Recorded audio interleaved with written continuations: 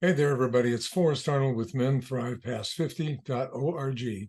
And with this new nonprofit effort, we're really inviting men into a kind of conversation that includes what happens as the years go by.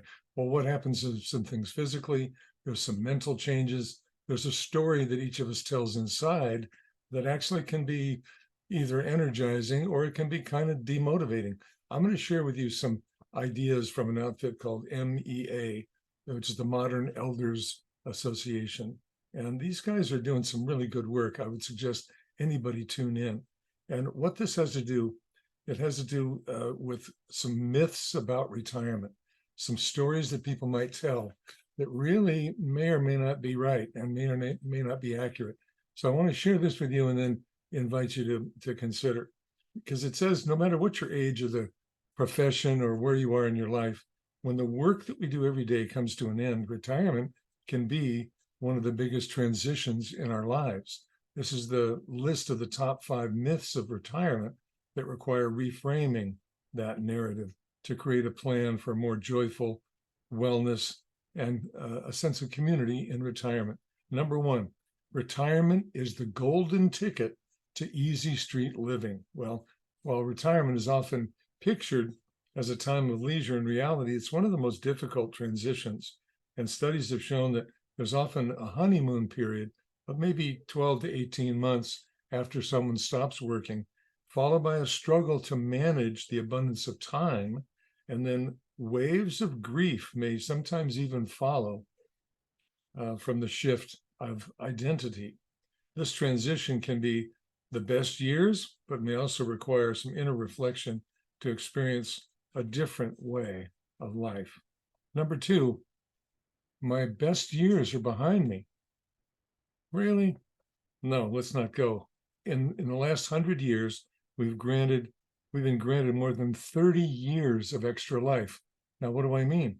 The first half of life, ages say 18 to 50, is about the same amount of time as ages 50 to 80, which is more possibility of living that long and with a greater idea of building adventure. While many people believe that a midlife crisis signals a decline in health and relationships, nothing need be further from the truth.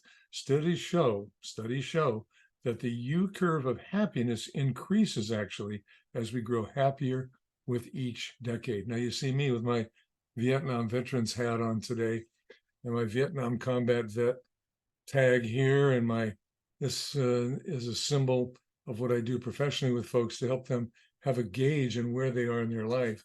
It's a rangefinder. So I'm pretty into this whole thing. Next, number 3, I am who I am. So don't try to change me, okay? Well, have you found yourself using the word still more often as you grow older? For example, I'm still working, or I'm still lifting weights at my age. This is ageist thinking. It's ageism. And ageism is a form of discrimination. We've fabricated that getting older means we've become fixed in our ways. And yes, brain science shows that our brains continue to develop and actually become stronger in relational thinking as we age. Interesting. Number 4, managing these changes later in life is harder than when I was younger. Now, there are more transitions in midlife than in any other time of life. And today, midlife has expanded from the late 40s to the mid 70s. And many are juggling numerous transitions at the same time: retirement, empty nesting, health changes, aging parents, etc. Bruce Feiler, an MEA faculty member in reframing retirement sessions, has found that we face a number of transition. We call them life quakes in our lives. Interesting. And here, finally, number 5, I don't need to have a purpose anymore. Well, the concept of finding your popular track of looking for your purpose is very popular, and it really is, for good reasons. Many approaching retirement may find themselves kind of bristling at that word, and somehow finding another purpose feels unappealing after decades of already living with a professional purpose. However, according to the Modern Elder Association faculty members, a guy named Richard Leiter. Purpose is not something you find, but rather something that is fundamental to health, to healing, and to happiness. Now, does any of this sound like you? Join us. Let's take a look. And they've got a 5-day program, an immersion retreat program that actually happens online called Reframing Retirement. And you'll meet others and retreat at home with practical tools based on cutting-edge research and insights.